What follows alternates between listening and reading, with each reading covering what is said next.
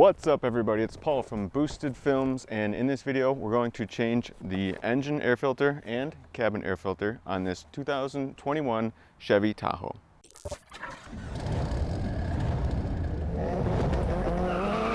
So we're going to start with our cabin air filter, and to do that we're going to open up our passenger side door and then open up our glove box. If you have anything inside your glove box, you're going to want to clean it out, get everything out of there. It's going to make it easier to do this job. Our cabin air filter is basically behind this glove box, so we're just going to drop it out and get it out of the way.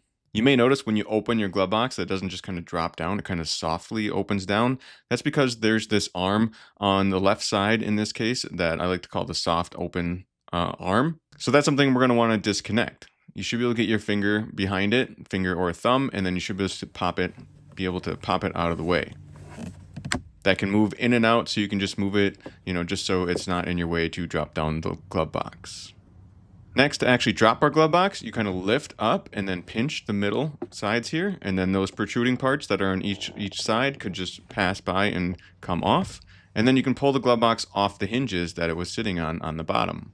Now behind our glove box, there is a little cover here, and that cover is what's holding in our cabin air filter. This cover slides on one way, but it does kind of hook or hold on the left side. So you have to kind of get some force on that left side, pull it towards you or in a little bit, and you should hear it kind of clip off. And then after that, you need to slide it over to the left. This really only slides one way. You can see that now that I took it off, how it looks and how there's the other part on the end that would slide in place when we put it back in. So it slides to the left once you release that one side. Just noting on this one, you can see that there's some down arrows. That's the airflow direction is pointing down. So we're going to reference that again later when we go to put the new one in. To get this one out, it's a little bit of a tight squeeze, but this is malleable. You can kind of just pinch it a little bit to grab it and then pull it out. If there's any larger debris on top of the filter, try to keep it on the filter so it doesn't fall down into your blower motor. Now, I always like to compare the old to the new, so we're going to take our new cabin air filter out, noting the airflow direction. Again, of course, that's going to be important when we put it back in, but I just like to make sure this is generally the same size as the one we took out. That way we know it should fit correctly. So of course, now we're going to slide in our new cabin air filter. This is a little bit of a tight squeeze. Again, this is malleable. You can move it around a little bit, squeeze it a little bit to get it started and get it in place. But then you should just slide it in and push it in. Again, noting that airflow arrow direction should be pointing down. And then just giving a little tighter shot, final shot here, seeing that you can see that it sits in a little bit too, just beyond kind of the lip there. That should help get the cover in place. So here's our cover. Again, we're going to just put that in place. Obviously, we're going to offset it to the left a little bit. And then we're going to make sure that rightmost side is lined up and the center parts are lined up so we can slide it over to the right. Once we've done that, then you should be able to snap in the left side. And then you can just check it, make sure it doesn't kind of pop right off, and it should be all set. Now we're going to put our glove box back in place, of course. Again, you can see these 4 hinges that it kind of hooks on down here. So we're going to put those hooks over the hinge part there. And then lift it up. We're going to make sure our soft open arm is right where we want it to be. And then squeeze the sides a little bit as you lift up your glove box.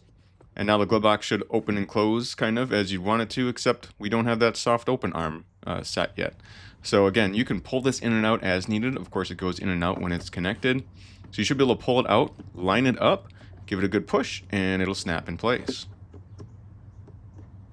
You should be able to test your glove box, make sure it works like it should. If it feels like it's not kind of working exactly right, make sure those hinges were on all the way, and make sure you got that soft open arm on correctly.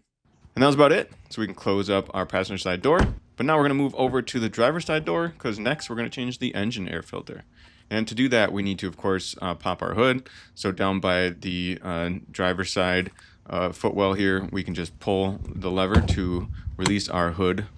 And now at the front of the car, just above this Chevy symbol, there is the safety release latch we need to open. That kind of is going to go to the right. So as you're looking at the screen, you should be able to get your finger in there, release that, and then your hood should come up all the way. Now this is your air box. It kind of splits into 2 halves. There's a top and a bottom. Of course, there's a filter in there. That filters air that goes into your engine. And there are 3 main screws that hold this air box down in place. And then there's 3 other protruding parts where you have to line it up to get it in place. So you can use quite a few different options here. I think you could use a Phillips head or a flathead, or I believe it looks like about a 10 millimeter ish size socket if you wanted. Any of those should work, but you just got to loosen up these bolts. So now they're all loose, and you can see that I didn't take them out all the way because technically they don't have to come out all the way. They reach a certain point where they can just kind of be loose in there. So we're just going to leave them in place so we don't have to worry about losing them. And this side here closest to the fender is where those 3 slots are that we're going to pay attention to as we pull it out. So to pull it out, I'm going to tip it up a little bit by grabbing underneath this hose. So I can tip it up and then slide it away from me in this case, or more inward towards the engine. And then it should pop out, and you can see those 3 protruding parts I was talking about. And our engine air filter is in this box, of course. You can see the orange outline of it. So we're just going to reach in, grab it, and pull it out. This one didn't look too bad. Didn't actually have a lot of miles on it. And just like the cabin air filter, though, I like to compare the new with the old. So this is our new engine air filter. So we're going to pull that out and, of course, just make sure it looks the same. It's got that one slanted edge we're going to make note of course, too, and make sure that it has that. Because, you know, if it was more of a square, exact square shape, it probably wouldn't fit quite right. But this one looks good, so we should be ready to put it back in. Now, before we do that, if you want to take a peek inside the airbox, make sure there's no larger debris in there. You can just take those pieces out just so your new filter isn't getting dirty with those other pieces right away. Once it's cleaned out, though, you should be able to grab your new air filter. Again, just lift up the top half of this box, and then you can slide in your new engine air filter.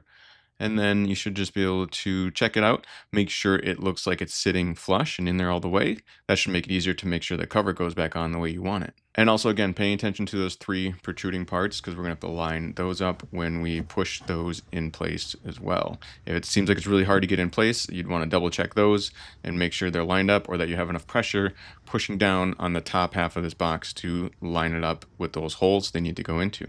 And a lot like when I removed it, you can see this time I'm pulling up on that one hose with my left hand, pushing down on the airbox a little bit with my right hand, and then it should be able to slide towards me in this case, or slide towards the driver's side fender of the car. And once it's lined up, those screws should just get started. They should start real easily. Again, if it's tricky for you, it doesn't seem like those are starting or it doesn't seem like they're lined up, double check those other slots and those protruding parts to make sure it is lined up and pushed in all the way. So here you can see we've tightened everything back up and we're looking pretty good to go. Before you close your hood, make sure you got all your tools or anything out, everything out of the way, anything you might have used to do this job or your old air filter. But then you should be able to just set your hood and close it down. Make sure it latches all the way and you should be all set. So there you go. That's how I changed the engine air filter and cabin air filter on this Chevy Tahoe. But as always, I'm just a guy on YouTube who likes to document what he does. So if you think I did anything wrong or could have did anything better, please let me know. Also, if this video was helpful to you and you want to help me out, please leave a comment in the comment section. Let me know maybe what year and what version Tahoe you have. I'm not exactly sure what version of Chevy Tahoes this would all work for, but it could be helpful to other people watching this video to take a look in the comments and see if this is same for like a 2022 Chevy Tahoe or a different version of a 2021 Chevy Tahoe. If you could let me know, that would be great. But as always, this is Paul from Boosted Films saying thanks so much for watching. I just want to say that domestic violence is never okay. If you or someone you know is experiencing issues with a partner and doesn't feel safe, please visit the website thehotline.org or call 1-800-799-SAFE.